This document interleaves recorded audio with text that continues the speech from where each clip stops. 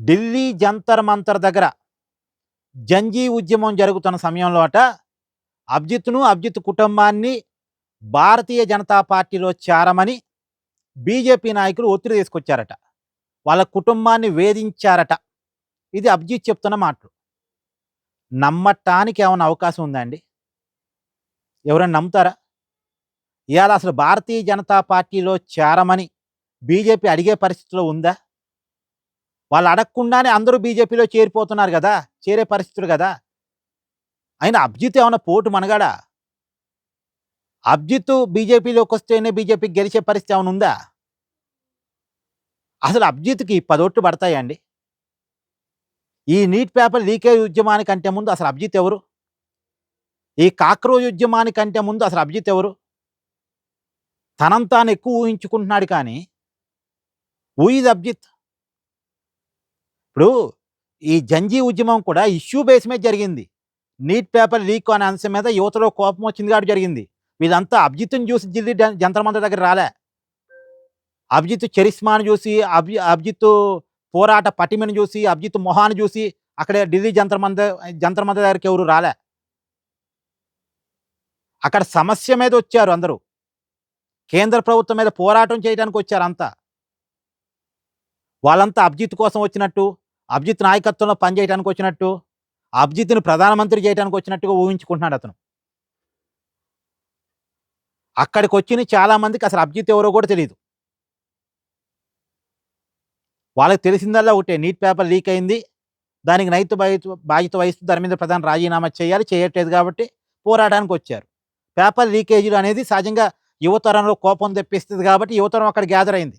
అంటే సమస్య మీద అక్కడికొచ్చారు అంతే. ఏదో అభిజిత్‌ని చేర్చుకోవాలని బీజేపీ తహతహలాడుతుందట. మరి గొప్ప మహానాయకుడు మరి. అసలు అభిజిత్ ఒక ఎమ్మెల్యేగా కానీ, ఒక ఎంపీగా గాని పోటీ చేసి గెలిచే పరిస్థితి ఉందా ఇయాల? రియాలిటీ అలా ఉందా? ఎప్పుడైనా ఎన్నికల్లో పోటీ చేశాడా?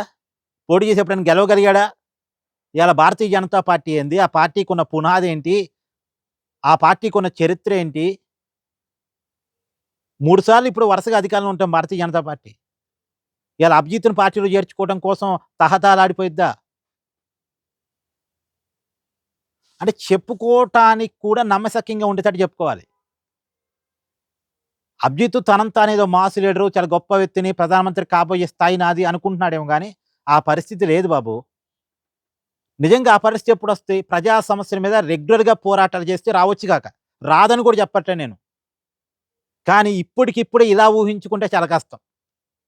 కళ్ళు నెత్తికెక్కితే చాలా కష్టం. నేలను వదిలేసి ఆకాశంలో ఊగిసలాడితే చాలా కష్టం. ఇతన్ని భారతీయ జనతా పార్టీలో చేర్చుకోవడం కోసం భారతీయ జనతా పార్టీ తహతహలాడిందట. అసలు ఇంకో విషయం చెప్పనా? ఈ ఉద్యమంలో అభిజిత్ లేకపోయినా ఉద్యమం జరిగేది. ఈ ఉద్యమంలో పాల్గొన్న చాలా మందికి అభిజిత్ ఎవరో కూడా తెలీదు. మరి అభిజితే ఇలా అనుకుంటే, అమరణ దీక్ష చేసిన వాంగ్‌చుక్ ఏమనుకోవాలి? అతనేమనుకోవాలి అసలు పాపం? అదే అతన్ని చూసి ఎవడు రాలేదా విద్యార్థులైతే? అంతా అభిజిత్‌ని చూసే వచ్చారా? మరి సౌరవ్ దాస్ ఏమనుకోవాలిగ? అంటే అతను పిచ్చోడా ఇగ? ఆ! ఒక కలెక్టివ్ ఉద్యమాన్ని ఒక వ్యక్తి ఉపయోగించుకుందామని చూస్తున్నాడు. సో, ఇలాంటోళ్ళ పట్ల చాలా జాగ్రత్తగా ఉండాలి. యువతరం కూడా చాలా జాగ్రత్తగా ఉండాలి. అంటే అతను వ్యక్తిగత ఎజెండా కోసం ఈ ఉద్యమాన్ని వాడుకునే ప్రయత్నం చేస్తున్నాడు. సో, ఇంకోటేందంటే అభిజిత్ లేకముందే భారతీయ జనతా పార్టీ వరుసగా అధికారంలోకి వస్తా ఉంది. అసలు అభిజిత్‌తో సంబంధమే లేదు. అసలు ఈ నీట్ పేపర్ లీకేజ్ కంటే ముందు, ఈ ఉద్యమం కంటే ముందు, ఈ కాక్రోజు అనేటువంటి మూవ్‌మెంట్ కంటే ముందు అభిజిత్ ఎవరో ఎవరికీ తెలీదు. సరే ఒక మూవ్‌మెంట్‌తో హైలైట్ అయ్యాడు. రాత్రికి రాత్రి హైలైట్ అయ్యాడు. నిజమే. కానీ అతను చేస్తున్న కామెంట్స్ ఎలా ఉన్నాయంటే, నేను దేశంలో పెద్ద గొప్ప మాస్ లీడర్‌గా తయారైపోయాను. దేశం మొత్తం నేనేం చెప్తే అది వినే పరిస్థితిలో ఉంది. యువతరం మొత్తానికి నేనే నాయకుడిని అనుకునేటట్టు ఉన్నాడు. ఆలోచనతో ఉన్నాడు. అది తప్పు. ఏమంటారు? కామెంట్ చేయండి.